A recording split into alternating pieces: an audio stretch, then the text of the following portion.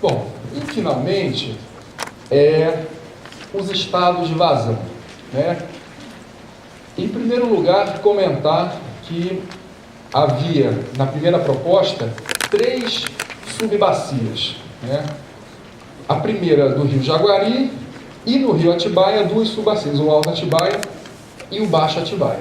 E aí veio uma proposta do consórcio PCJ e da IP, a fábrica IP, que sugeriu a inclusão de uma outra área de abrangência, ou da subdivisão, né, do Jaguari em 2 áreas. Uma para o Rio Jaguari, propriamente dito, e outro para a subbacia do Rio Camanducaia, que é a subbacia do Jaguari naquele trecho mais importante, que é um rio, uma bacia, né, que tem uma contribuição importante para o Rio Jaguari, e é uma bacia também que não está sob influência direta do sistema Cantareira, né? Então, pode acontecer da gente estar com níveis muito baixos no Jaguari e não estar no Camanducaia, ou vice-versa, né? Então, nessa linha foi feita essa proposta pela empresa e pelo consórcio, de inclusão de um novo ponto de monitoramento e de divisão de uma subbacia. Então, essa proposta foi acatada integralmente e foi incluída na proposta de resolução. E aí nós ficamos com 4 pontos de controle e 4 subbacias, 4 áreas de abrangência, né? Então é importante ficar claro, o usuário que está na subbacia do Camanducaia, se o Rio Jaguari, o posto lá do Rio Jaguari entrar em restrição, ele não vai estar sujeito à restrição. O usuário que está no Alto Atibaia, se o posto do Baixo Atibaia entrar em restrição, ele não vai entrar em restrição, né? São áreas separadas e independentes, tá? Aí o mapa mostra a divisão dessas 4 subbacias. Aqui está o Rio Atibaia. Então nós temos a primeira área aqui, o Alto Atibaia, até o posto de Valinhos, né, onde fica a captação da cidade de Valinhos, e o Baixo Atibaia, que vai desse ponto até a confluência do Atibaia com o Jaguari. E aqui a região do Jaguari, e a subbacia do Camanducaia, que vai até a confluência do Camanducaia com o Rio Jaguari. Portanto, aí as 4 áreas de abrangência. E, finalmente, os limites de vazão para que a gente entre em estado de alerta e estado de restrição em cada um desses pontos de controle, né? No ponto do Alto Atibaia e do Jaguari, não houve modificação em relação à proposta discutida no dia 1º de outubro. No ponto do Baixo Atibaia, houve uma mudança em relação à vazão que havia sido apresentada em 1º de outubro, e no Camanducaia, uma pequena alteração em relação à vazão que tinha sido proposta, né, pelos usuários para inclusão na resolução. E aí, eu vou mostrar as simulações, e com as simulações eu vou explicar a motivação para essa mudança nas vazões, tá? Bom, foi solicitado na última reunião que nós fizéssemos uma simulação para avaliar o estado de vazões em cada ponto de controle, caso essas regras que estão sendo propostas agora já estivessem em vigor. Então, se aqueles 4 pontos estivessem com aquelas vazões limite ali já definidas, como que seria o comportamento, né, das vazões nesses 4 rios, e se a gente entraria ou não em restrição, e durante quanto tempo entraríamos em restrição, né? Essa simulação ela foi feita em conjunto pela ANA e pelo DAE, né? O Roberto trabalhou nisso e a equipe lá da sala de situação, que é quem vai fazer depois os cálculos. Aliás, faltou comentar, houve uma alteração também. Inicialmente, esses dados seriam divulgados no site da ANA e do DAE, e por uma proposta da Sabesp, né, que comentou da sala de situação, foi alterado para que seja calculado e divulgado pela sala de situação. Então, os dados dos estados de vazões vão estar disponíveis no site da sala de situação e nos boletins que a sala de situação encaminha para a bacia, né? Mas então, vamos à simulação. Essa linha azul aqui representa a vazão nesse posto. Esse é o posto da captação de Valinhos. Então, nós temos aqui ao longo do tempo as vazões lidas nesse posto.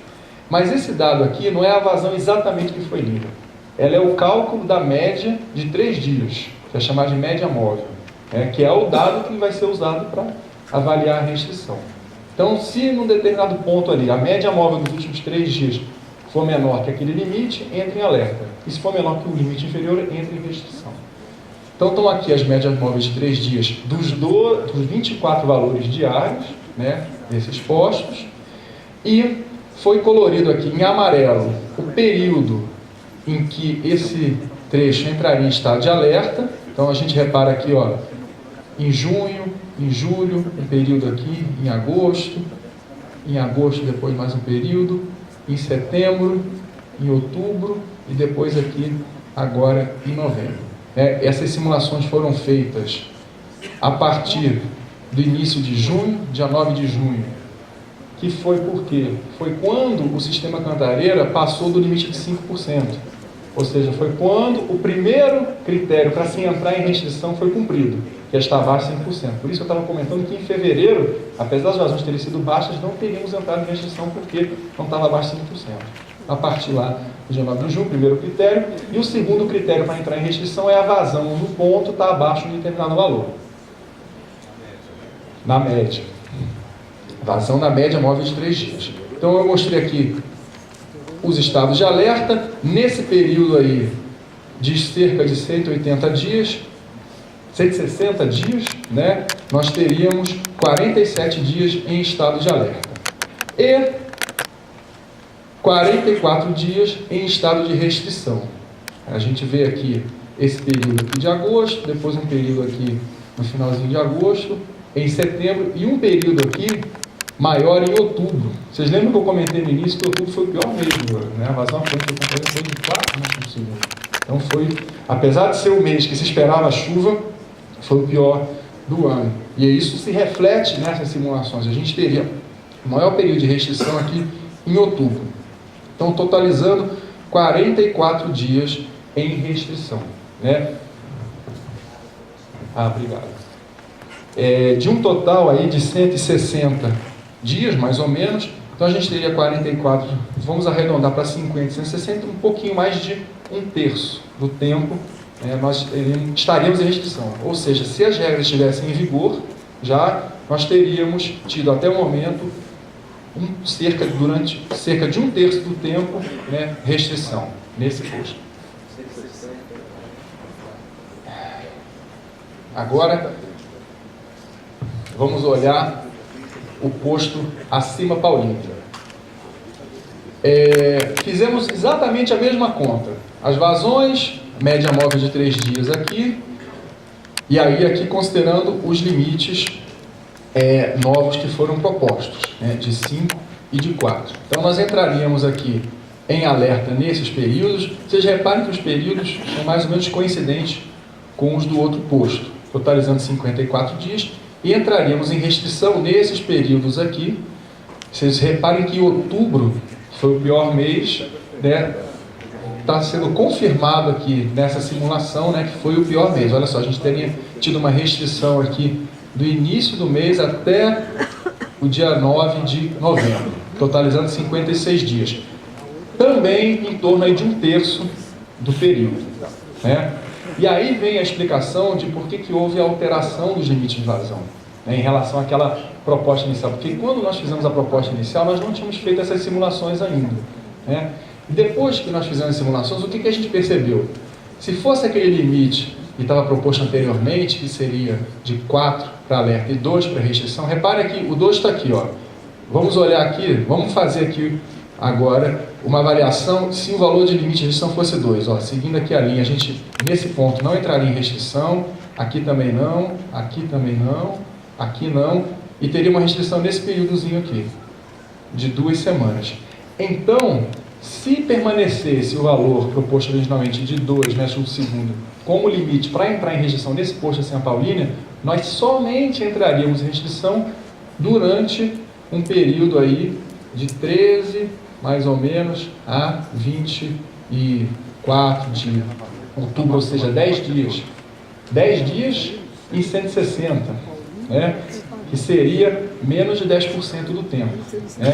E aí ficaria desequilibrado com o outro posto, né, e com os outros que nós vamos mostrar na sequência. Nós daremos dando um tratamento diferenciado para os usuários dessa subbacia em relação aos outros, porque enquanto os outros entrariam em restrição em cerca de um terço do tempo, esses daqui entrariam em restrição em menos de 10% do tempo.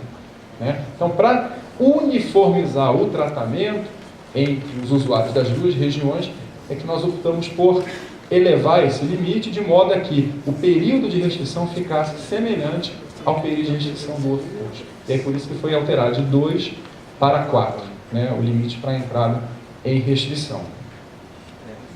E a mesma lógica, né, foi adotada no posto novo, foi inserido no Rio Camanducaia, o posto da Albó, né? Está aqui a série de vazões, o período de alerta em amarelo e em vermelho de restrição, totalizando aí 53 dias e 39 em restrição. Então, mais ou menos aí próximo de 40, 50, um terço mais ou menos. Então, foi a mesma lógica que foi adotada para equalizar os períodos de restrição entre os 3 postos, né?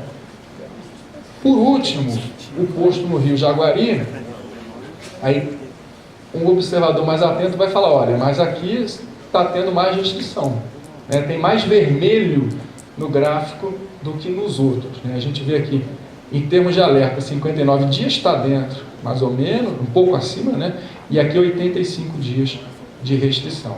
Então, a princípio, esse nível poderia estar um pouco acima, dentro da lógica, né, do equilíbrio entre os postos. Mas, eu relembro o que o Moretti falou aqui no início. Esse posto foi o posto que foi questionado pelos usuários por conta das incertezas nas medições, né?